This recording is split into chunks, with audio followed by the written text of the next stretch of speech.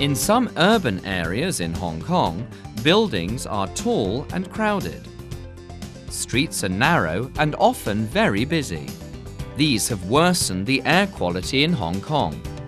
In order to improve this situation, the Transport Department has implemented pedestrian schemes in several areas, such as Central District, Causeway Bay, Wan Chai, Mong Kok, Jordan, Sham Shui Po, and Shek Wu Hoi in Sheng Shui.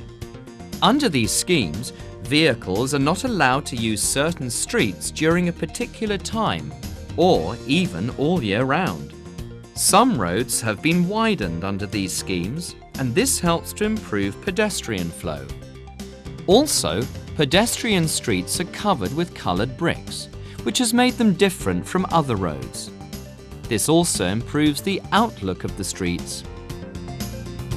Now let's take a look at some examples of pedestrian streets.